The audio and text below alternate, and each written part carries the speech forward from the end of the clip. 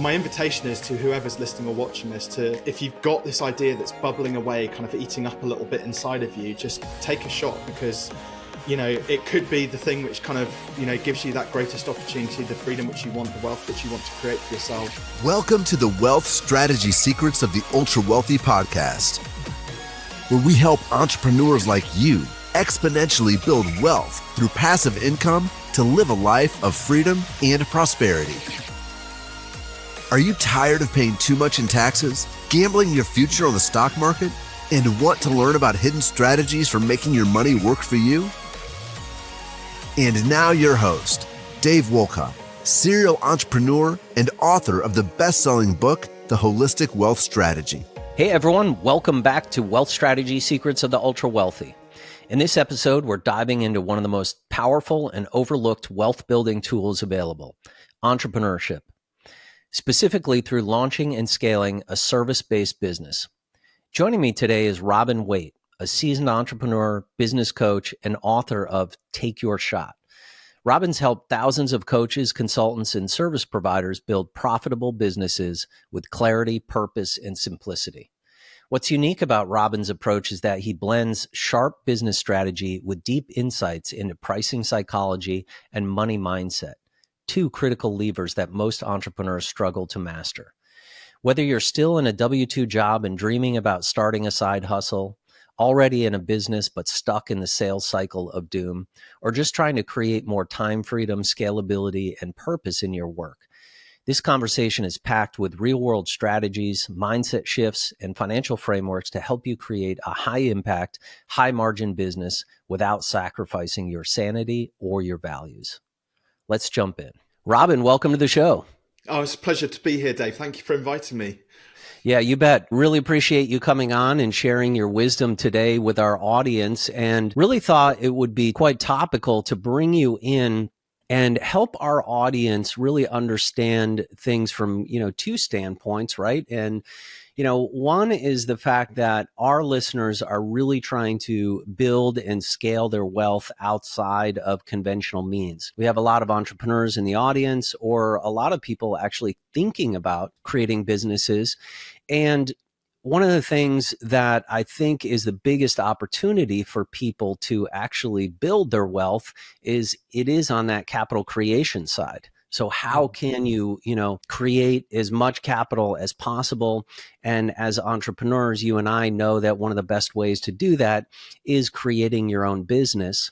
And frankly, these days with AI and the resources that are available to people, starting even a side hustle business, can be something that's so easy to overcome right now, even if you have a W-2 job, or this really could be a transition to, really getting into your passion, right? And starting a business, right? And I know you focus in on coaching and services-based business. And I bet there's a lot of listeners out there, who really have some expertise, they have some passion, and, being able to help other people, could be a great jumping off point, but they might not know where to start in terms of, building a business, or if you already have a services-based business, maybe scaling that business. So, help the audience understand a little bit about your origin story and how you kind of transitioned into becoming an entrepreneur and kind of, focusing in on services-based businesses. Yeah, well, I've made a profession, Dave, out of essentially making myself unemployable, which has been quite helpful in my career as an entrepreneur. Yeah. I had a job out of school doing systems analysis, which gave me 3 years great experience of understanding sort of deeply the inner workings of a manufacturing business way back when. And I did a degree at the same time as doing that job as well. But at the end of it, I kind of fell out of love with the business owner, who was fantastic when it came to product design, but just awful when it came to running a business. I've never known somebody make, $1.5–2 million a year in a business and then literally come out of that still making a loss. It still baffles me that there are business owners out there that do that. So as a naive 20-something, I decided that I could probably do a better job than him. And then went on this long path, over the last 21 years of so I guess figuring it out, for, actually realizing that no, running a business can be quite hard work, and there are ups and downs, and it's never a straight line, pathway to success when you're running a business. The short version, I spent 12 years running a marketing agency doing web design and branding. Sold that in 2016, not for a huge sum, but it was enough as my family was growing to be able to spend a bit more time with them when we welcomed my second daughter into the world, and start to make get a bit of a plan together as to what I was going to do moving forward. Ultimately, the reason I ended up selling the agency was just because I was unhappy. There was lots of late nights. We had lots of clients sort of clamoring after our attention. I had a small team, possibly, 4 slightly dysfunctional people because they were led by me, and there was a lot of pressure there. And so I realized I needed a change, but I wasn't sure exactly what I wanted to do at the time. Several people heard that I'd sold my agency. So they asked me, well, they bribed me with coffee and cake. I know you're a fellow espresso lover. So they said, we'll buy you coffee and cake. Could you tell us how you built and sold your agency? And they became my first sort of informal mentoring clients. Requalified then as a coach because I discovered I just absolutely loved these conversations about the numbers in business and pricing and how do you package up your offer and various other things like that. And so for the last 9 years, I've been working a lot with coaches, consultants, freelancers and creative agencies to essentially, it's mostly around pricing and money mindset, because for me, that's the fastest way to grow a business, but all sorts of other challenges that business owners have along the way as well. Yeah, fascinating. It's interesting. So many people take that journey, and I know I did as well, that when you become an entrepreneur the first time, the first thing that is a massive distinction is that you actually take responsibility for providing for the financial, responsibility for yourself, right? So you're going to take it's incumbent upon you, whether the business does well or not, you're owning the financial success of that, for yourself as a family, as well as the business, versus relying on that W-2. So that's like the first, really big transition. And then the second piece that I find really interesting is a lot of people will actually start a business from either relationships, expertise, things that they know in the market, maybe their environment or things like that. So you start that business from what you already know. Yeah. And then the next transition is moving to the business that you really are passionate about, the one that's really has a calling to you.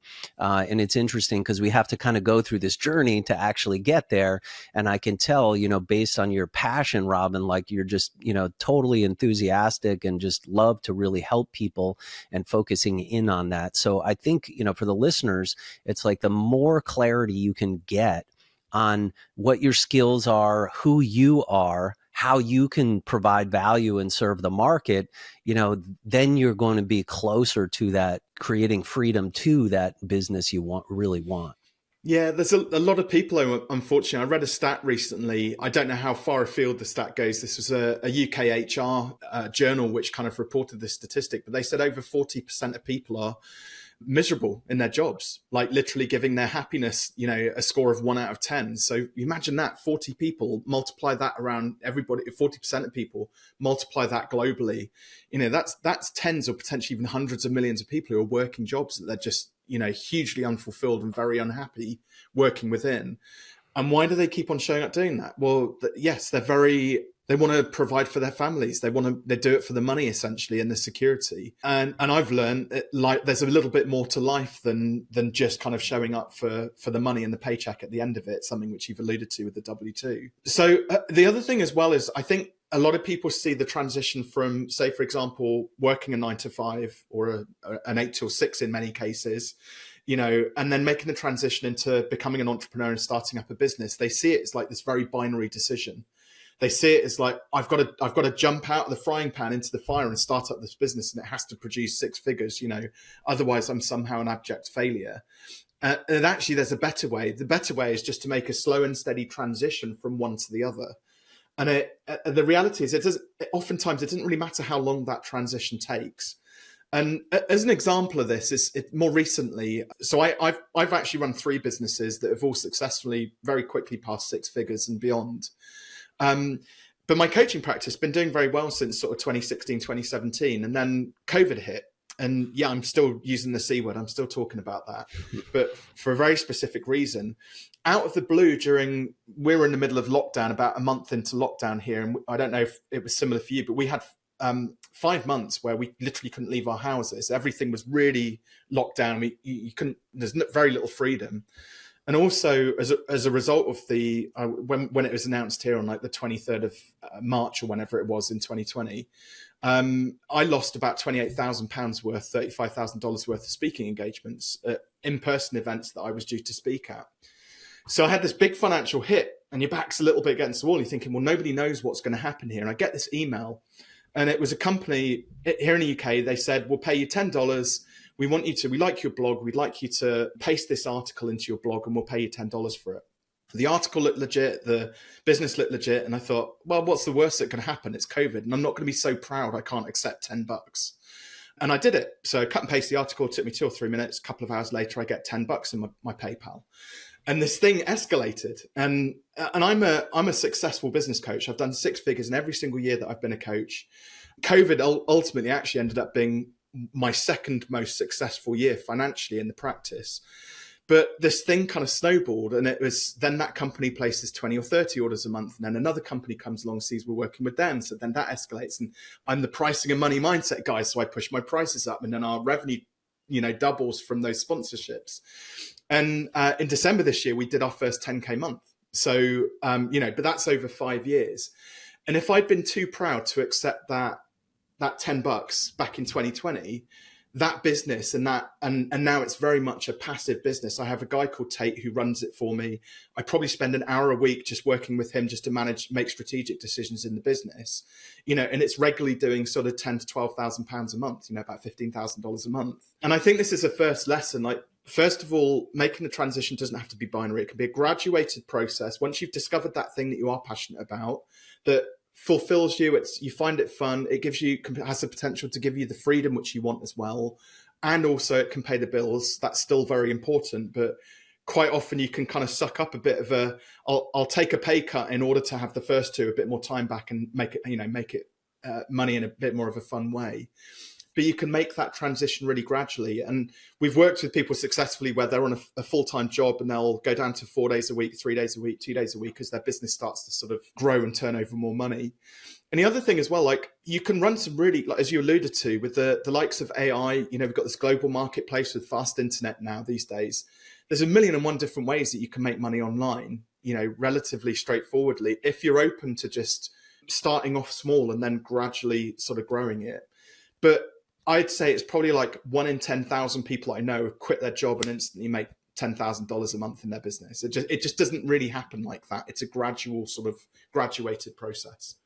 Yeah, sage advice. I really like that, right? It's, a lot of this is, expectation setting and, just being honest with yourself, right, about what's possible. And it's hard, right, because I think with social media and everything, all we see are these success stories. With these, billionaires, centimillionaires, like, all the time, right?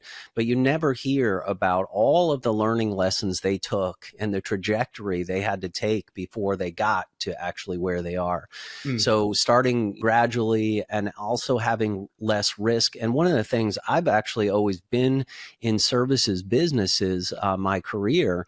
And one of the things that's great about services businesses is that your overhead is frankly really low, right? Versus, product manufacturing, right? You've got a significant cost up front, and it's that whole build it and I hope they come, right? But with services, your costs are low. And then I think the other really big thing for listeners out there to, consider that we talk a lot about on the show is like taxes. Right.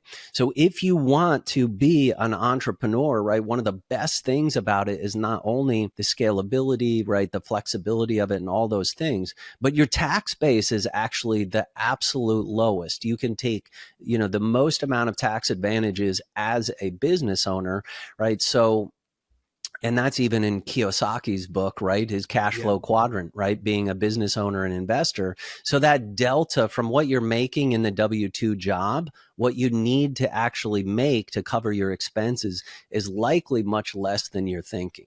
Yeah. Yeah, 100%. And it's, I think there's other things which which people may have to have in place. I think depending on your level of risk tolerance as well, that has quite a big impact on people's ability to be able to make sound financial decisions as well, And if somebody's risk tolerance is low, it might be that they need a bit more security before they actually set up and jump out of from a job into running a business. So one of the things I talk a lot about is, what does your rainy day fund look like? How much do you need to have in a bank somewhere that gives you that security to be able to then take that leap of faith and actually start a business up? You can use your side hustle to build up that rainy day fund. And for me, that it's funny though as well. There's a book called Never Enough. I don't know if you've ever read it or come across it. It was quite hilarious because, and I've experienced this. When my rainy day fund got to like 5K, I was like, I got 5K. That felt easy. Now I'll go to 10K, and then I got 10K, and I was like, I'll get to 20K next. So it's like, when is enough? And figuring out what that number is. But in the book Never Enough, he talks about these multi-billionaires or multi-millionaires, and he interviews them one by one for the book. And he said it just got to the point where, like, the 40 million guy, Steve, who's making 40 million a year, he wants the boats that Dave's got down the road, and the bigger house, and the yard that he's got, the basketball court in it. And then he goes to Dave's house, and Dave's got 80 million net worth. But he wants what Jeff's got, and Jeff's got like the 9-hole golf course and the 2 bigger yachts, and that and it carries on. And he went up to like billionaires, and every single one of them wanted to have what their next door neighbor wanted. And I think as well, like, you have to really heavily focus on like what's important to you, what is your dream. So I've successfully built my coaching practice up to about $300,000 a year, and there's lots of 7 and 8 figure coaches out there who are like, they're the bros, aren't they? The bros that you see, selling shiny marketing things with the jets and the fast cars and stuff like that. And I'm like, with my 300K, I get to lead a really cool life. I get to hang out with my kids. I just greeted my girls when they came home from school just now before we hit record here. I got a wonderful view on this lovely little house, which me and my wife have sort of, spent the weekend outside landscaping the garden with. And you can have a great life with not a huge amount of money these days. And I've got sucked into the whole sort of scaling thing several years ago. And it almost broke my business, because you can actually grow a business too fast. And at one point, it doesn't sound like a lot now, but at the time in the business, I was spending somewhere in the order of about $4,500 a month on Facebook ads to try and grow the business and get more leads in and things like that. Worked well for 8 months, going great guns. And then all of a sudden it just ended. Like, we just couldn't convert off the back of the money we were spending and the leads we were generating. And it took me 3 months to figure out what the problem was behind that. And I spoke to numerous experts, and none of them could tell me what was wrong with our campaign. Transpired, all that happened was, I didn't have a big enough audience. So I didn't have enough people coming into the sort of top of the funnel to then filter through to be clients. And I'd burnt through my warm audiences. So there's this kind of technical side of marketing and growing a business as well, which you have to learn about on the job, make a few mistakes and be open to that, and adapt when those sorts of things come. But that was a great lesson, because I was like, I just didn't enjoy that process. I was like, that's not for me. I'd rather have a business that's grows slow and steady, brings in a sustainable, recurring revenue each and every month, that pays a bit into my pension, it pays a bit into my rainy day fund. I can start to build a really great team around me to run other aspects of my businesses, and doesn't take the edge off it when it comes to, like, it has to be fun. That's like non-negotiable, but it also has to give me the freedom so I can be around, and the kids come home from school. Yeah, no, absolutely love that. And I think there's such a difference, right, between being rich and being wealthy, you know, and it's constantly played up that we need to be rich, right? It's kind of in our face, like more material things. But as you poignantly said, right, it's all about, realizing your dream. And in our book, The Holistic Wealth Strategy, that's step one, which is creating your vision. What does your vision actually look like? Because money is really just energy, right, to be able to utilize for fulfilling that vision. And it really does not have to be material things. And I think running a business, it's very easy to get caught up in some of these. They're vanity metrics is what I call them, like gross revenue, for instance. Right. Someone's got an 8-figure business. He's got a 9-figure business. Right. But what is the profit margin? Right. What does the debt load look like? Right. How, do you actually have any freedom in running any of those businesses? Yeah, I'm going to go a little bit woo-woo, because if that's okay, I'll just share something. Go for it.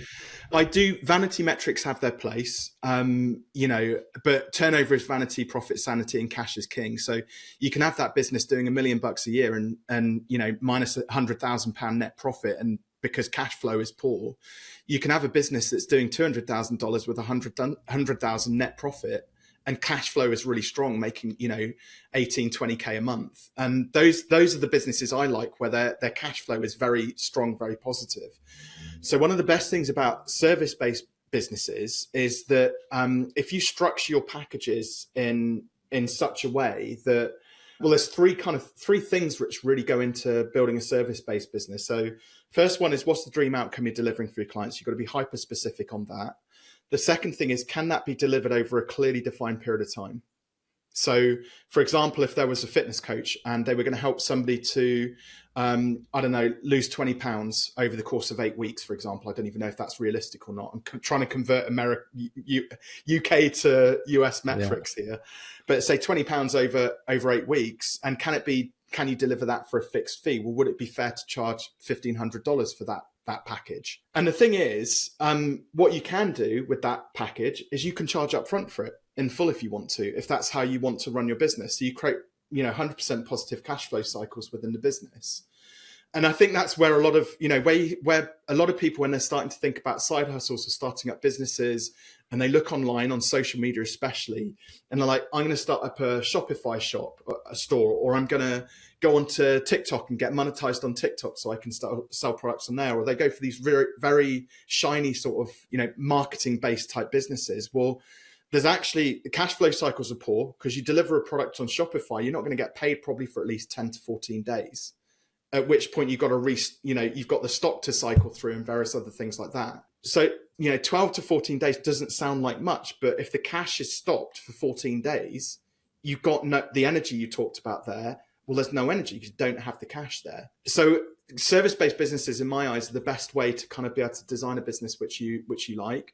You can scale it as well, as in fluctuate it, the scale up and down depending on what resources you've got available to you. So starting out, it might be that maybe you can only work with, if you were a coach, 1 or 2 people in your spare time at the weekend, for example.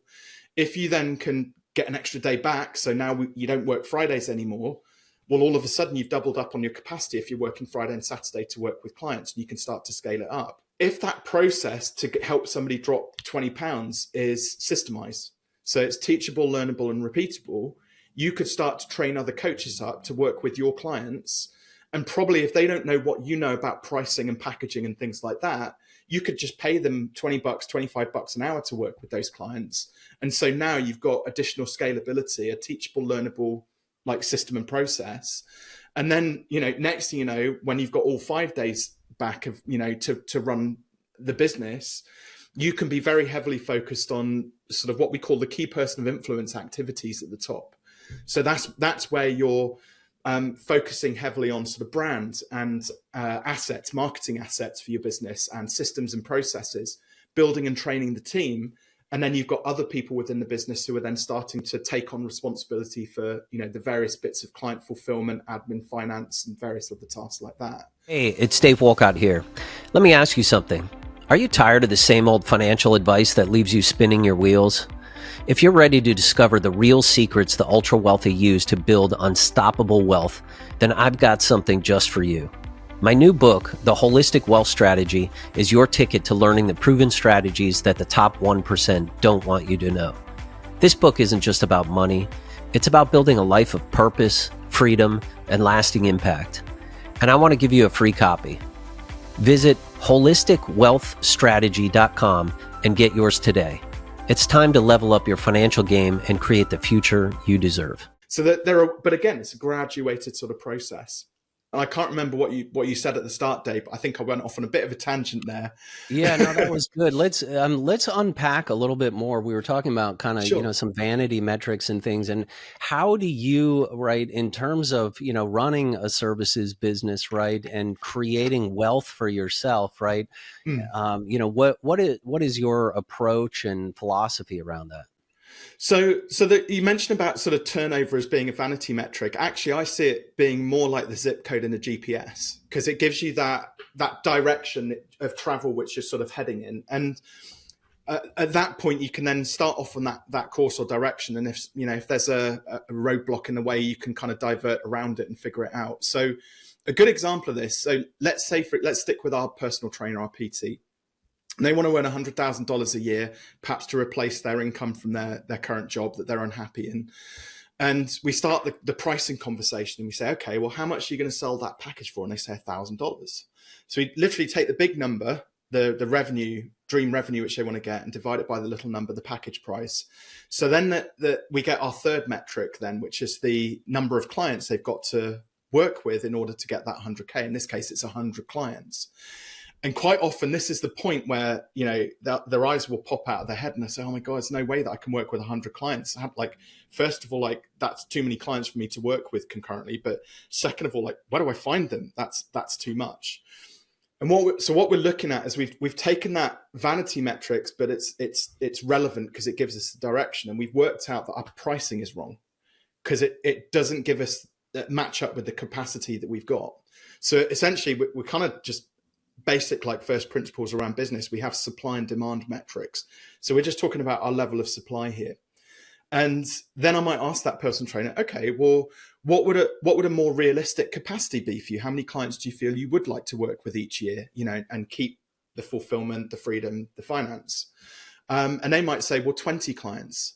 So at that point, again, we take the big number, 100K, we divide it by 20 clients. And again, their eyes will pop out of their head at this point because we're like, well, actually, maybe we need to develop a 5K package.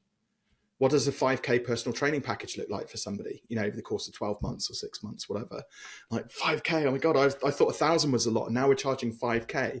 So you can start to see that getting an idea about this sort of, it's almost like a one-page business plan, just using some basic numbers, 5 questions I asked there. We can sense check whether the business model or idea that you've set for yourself holds water or not. It might be then, it's well, what you can ask different questions. So this is what I do, obviously, as a coach, is then, well, what would a 5K PT package look like? Well, maybe actually they get bi-weekly training sessions with you one-to-one. They get WhatsApp support around the clock, obviously within reason. And maybe you do an annual retreat for your clients where you take them away and kind of reward them for working with you for 12 months. So you can be adding these, create the dream sort of coaching package or whatever it might look like, because you've got more resources to be able to deliver that dream package. And it's a bit like, I talk about this thing called the sales cycle of doom. So if you don't charge enough, it's sell, deliver, sell, deliver, sell, deliver, sell, deliver. You're constantly having to fulfill clients' work and get more clients on board and going around in circles, essentially. And then you get ill or you have a holiday or something like that. And then you stop for a bit and you start again. It's sell, deliver, off you go. The sales cycle of doom just starts all over again. But imagine then we charge more money for it. And I'm not a big fan of just double your prices, and you've got to stack extra value in there if you're going to raise the price. That's what it gives you the bandwidth to do. But all of a sudden, if you charge more money for that product or service, you've got more time to deliver a better result or outcome to the client, which on the back end produces better results and more money. So because you become more referable, plus they buy other add-on services because you're doing such a great job, which then means you have to do less marketing, because if you're getting more referrals in because you're doing such a great job, you don't have to be out there shouting on social media or things like that 24/7. So charging more is it goes against a lot of people's sort of mindset around how to run a business. Most people assume we've got to drop our prices in order to attract buyers in. And that works for Walmart, because Walmart have something called latent demand. They have people who, I don't know, I've only been to America 3 times. So again, I'm probably going to show my naivety around how the shopping system works in America. But going to Walmart and let's say you want to buy a loaf of bread and some milk, and then you walk past the beans aisle or the chips aisle and you go, oh, there's a 2-for-1 on beans. I'll get some beans. Okay. So the latent demand is people walking through that shop. Then they see an offer and think, oh, well, whilst I'm here, I'll pick up some extra because it's on offer. Most small business owners, especially when you're starting out, just don't have that footfall. You don't have the latent demand. So discounts and offers and cheap prices don't attract buyers in. What attracts buyers in is you. It's Dave. Dave, who is, ex-captain in the Marines, runs, numerous successful businesses, coaches people around and talks to people around wealth. has his own unique spin on things. You know, you don't need to be like the best wealth creator out there or the best coach in your niche or anything like that. And the example I always use, so you familiar with Jamie Oliver? So he's a British chef, right? Yeah. So if you speak to any Michelin star chefs, they'll scoff. You mentioned Jamie Oliver and they're like, I spit on Jamie Oliver, right? Because he is, to many of them, he's just a school chef, essentially. But what he's good at is just being Jamie Oliver. He's quirky. He's got flowery language. He makes talking about school meals interesting. Basically, he's really great at marketing and PR. And he's got some amazing products with the recipe books, which he creates. Again, he's great at sort of branding and marketing and being able to kind of get people excited about cooking food again. But he's not the best chef. He never will be, and he knows that. And I think this is a thing where a lot of people they'll not start businesses because they don't see themselves as being the best in that industry, or maybe they don't have as much experience, or I won't charge as much because I've only been doing this for a few months. No, if you're good enough at what you do and you can connect with people and be yourself, you'll have no trouble getting clients in the long run. And it's just about being really aware of, like, not intellectually like what value you're worth, but down here, what am I actually worth, and having a bit more belief behind that. But yeah, essentially you do need to start with that one-page business plan to figure out how many clients do I need, how much can I charge, how many leads do I need to get in order to generate, you know, that number of clients for the business. Yeah. What are some money mindset barriers that people have? So the first one is the realization around, well, it's interesting. I mean, I'm not a psychologist, so I can't comment on the deep psychology around money, but it's something which I've studied a lot about. And most of our money blueprint is imprinted on us, probably even before many of our memories, our conscious memories came into existence. So when we were children, and typically that's around, you know, most commonly arguments which happen in the home between mum and dad, or mum and mum, dad and dad, you know, around like, oh, you know, can they afford their bills this week, you know, and who's going to work harder in order to bring more money in so that we can actually just go and fill up the fridge with some food. And in many cases, quite volatile arguments. Then as you become sort of more conscious, you're sort of, you know, entering into your teens, you know, oh, Rob, you can't have those sneakers because we can't afford them. We're not going on holiday this year because we don't have the money. You know, why is dad not around? Oh, because he's always working so hard. So there's all of these like things that we learn as children, and, you know, our parents are trying to protect us. And there's the cliche, you know, money doesn't grow on trees. Money is the root of all evil. And that's massively misquoted. That quote is, by the way. It's that the love of money is the root of all evil, actually, which has a very different meaning behind it when you actually think about it. But there's all these things which our parents say to us to try and protect us because they didn't have abundance. Unfortunately, though, when you become an adult, maybe running a job and running your own household, it's not helpful then. But certainly as a business owner, all of our scarcity sort of beliefs around money are very heavily projected, because typically what happens is we tend to sell things in the same way that we buy things. So if you walk into a shop and your first response, oh my God, that's expensive, and you put it back on the shelf, I can guarantee that will almost be reflected when you actually come to sell something. So somebody will say, well, how much is it, Rob? And then you'll find yourself retreating like Gollum with the ring, saying, oh, it's like $5,000. Because we don't want to talk about money. We don't want to, there's that doubt of like, are we actually worth it? And things like that. The second thing is as well, pricing is, especially in terms of money beliefs, or money mindset, pricing has a massive influence on our two of our brains. So we have our intellectual brain and then our subconscious brain. So probably maybe I can try and illustrate this if you're open to it. I can just we'll ask you a few questions and we'll see if we can demonstrate it. So is there a product, Dave, which you're thinking about kind of launching? A product? A product or service? Actually, yeah, absolutely. Yeah. Okay. So do you want to share? Can you give me a bit of an idea? Yeah, so we actually have a software product that we are building. We've already launched the MVP, and now we're taking it out to market to help really investors solve that same problem of, you know, how do you, you know, measure and manage you're building your wealth outside of conventional means, stocks, bonds, mutual funds.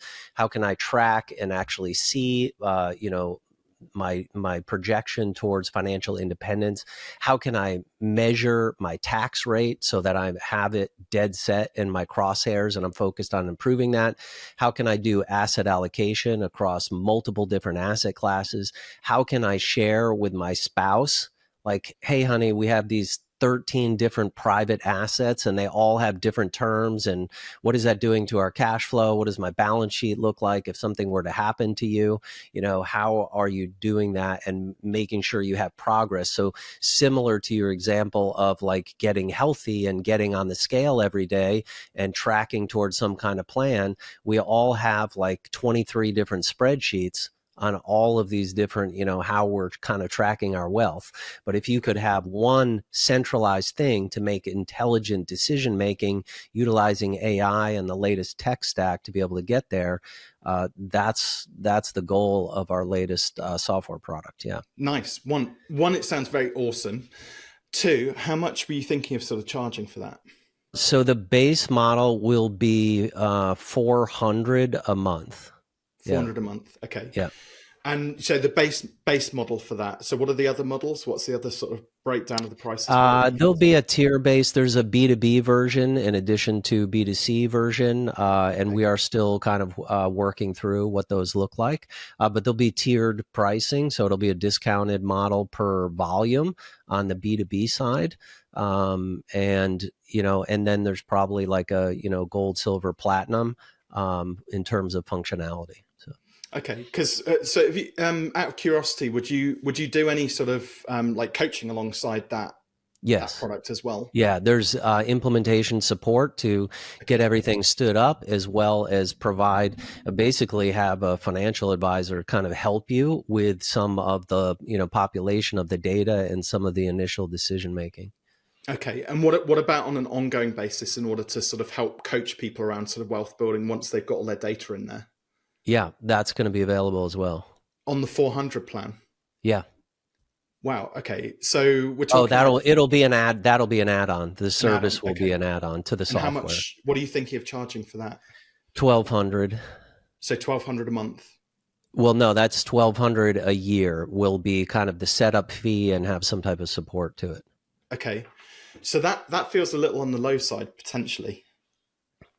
Yeah, okay. We're still early in the kind of working through all of that. So those prices aren't in stone at all. That's just some initial draft and some ideas. Yeah. Okay.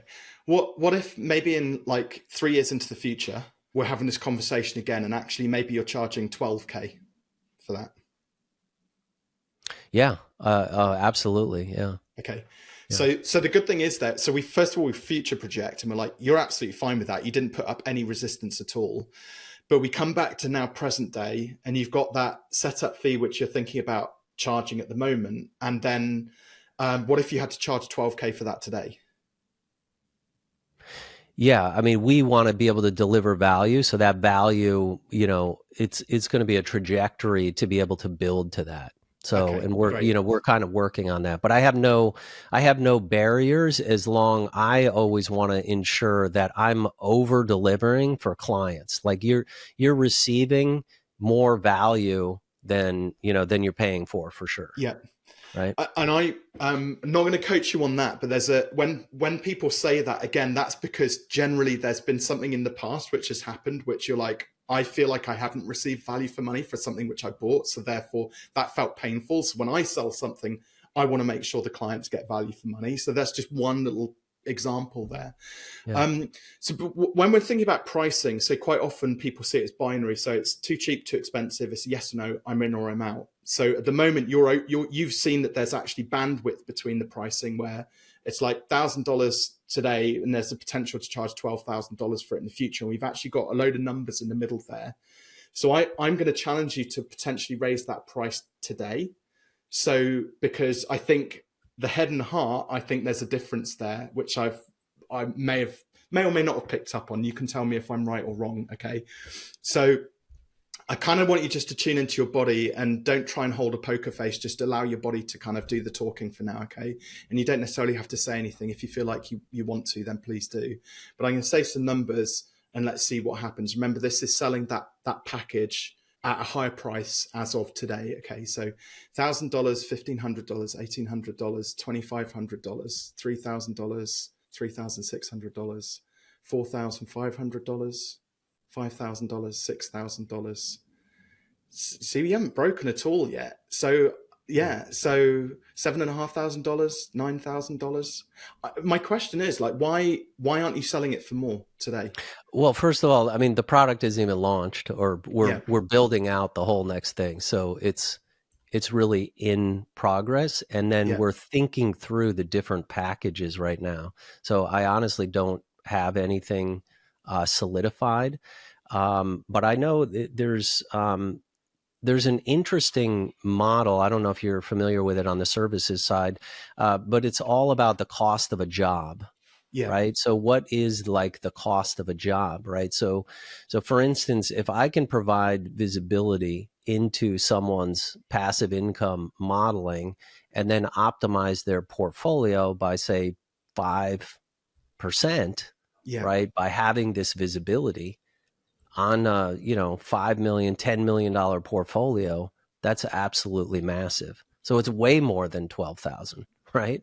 If you got that okay, so insight. what is the number then? If we went up to like 25K, 50K, 90K? Yeah, again, there's where do we start to go outside your comfort zone for something like that? Well, it just depends what functionality we drive in what version. And some of those versions involve services packaged with the software, right? So we're kind of working through that. But I don't have any pricing limitations, because the yield, the ROI on what you could get. I mean, I was thinking about it too. This is another one we talk about a lot, like tax, right? So everyone is always interested in yield on an investment. I can make 12%, 15%, 18%, whatever it is.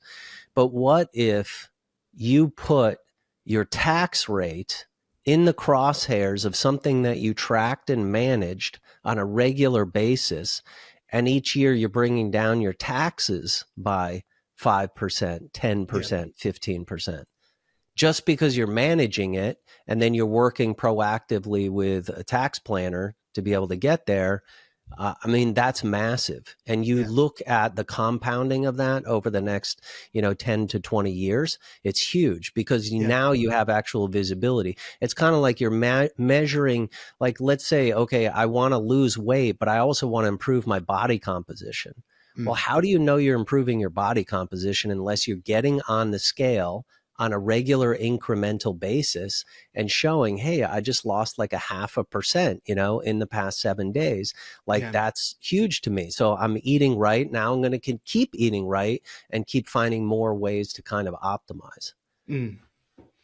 Well, I think the price you've set then, based on what you've said, is like way too low just for that initial, that setup and support. I think for the first 12 months, I think you could, I mean, I said 125K and you didn't even break a sweat or smile or react to that. And this is the difference. So intellectually, you've tried to figure out how much you should charge for it. And you're like, well, $1,000 setup kind of makes sense. But your heart actually knows that you're worth significantly, more than 100 times more than that. So I would question. So I'll rationalize this just in case people are actually listening to this versus watching it. So as I was going through the gears with those numbers, then I was just looking for just a couple of inflections on Dave's body language. Just some people are like, they have a knee-jerk literally like a gut reaction, like when you say the number and you've hit the limit. Sometimes people, the corners of their mouth just start to smile because they can't actually believe that that's what they're actually worth. Things like that. You didn't react to any of the numbers as I escalated those and kept dropping them in there. So that tells me your heart knows that actually you're massively underselling that initial setup. I don't know what the number is because, but I think it should be at least probably 10 times or 15 times what you suggested in the first instance, and actually I would challenge you to take that to the first 10 people that you're going to be onboarding onto the system and position it at like 15K setup to them. Because of that, exactly the reasons what you just said there are, yes, we've got the capital growth on your wealth, but also there's the potential tax savings as well. So you're coming at both ends in that, and that's like what, hundreds of thousands potentially for for some of the more wealthy people that you could be saving or making them. Yeah. No, great points. Great points. Yeah, good stuff. Really appreciate that, Robin. Thinking through that and creating the value. And I love your analogy too around actually how you buy, how you sell, right? And that is a really good exercise, I think, for people. I won't talk about my wife's shopping habits though. Yeah, I won't share mine either. Yeah.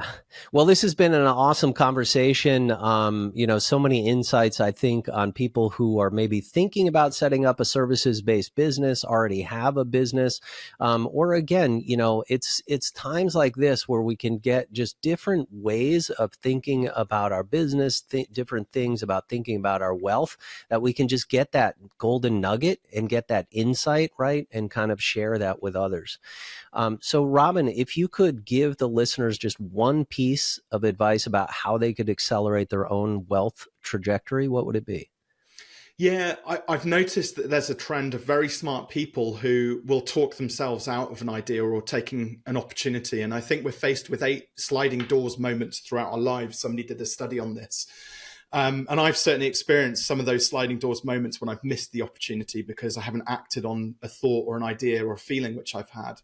So my invitation is to whoever's listening or watching this to, if you've got this idea that's bubbling away, kind of eating up a little bit inside of you, just take a shot, because, it could be the thing which kind of, gives you that greatest opportunity, the freedom which you want, the wealth which you want to create for yourself.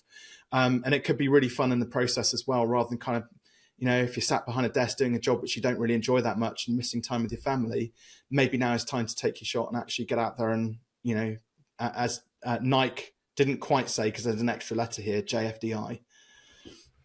Yeah. Great. No, that's awesome. And wanted to also offer the listeners, you've got a new book out that you're graciously offering to deliver to the audience. And what is the best place they can find that? Yeah, absolutely. So it's signed copies actually of my book, Take Your Shot. I've got a stack of them ready to find new homes. So if you just want to head over to fearless.biz/TYS for Take Your Shot, make sure that I sign those and get them down to Pauline at the post office and send them out to you. Awesome. Really appreciate your time today and insights. Thanks so much, Robin. My pleasure. Thank you, Dave. Cheers. Thanks for listening to this episode of Wealth Strategy Secrets. If you'd like to get a free copy of the book, go to holisticwealthstrategy.com. That's holisticwealthstrategy.com. If you'd like to learn more about upcoming opportunities at Pantheon, please visit pantheoninvest.com. That's pantheoninvest.com.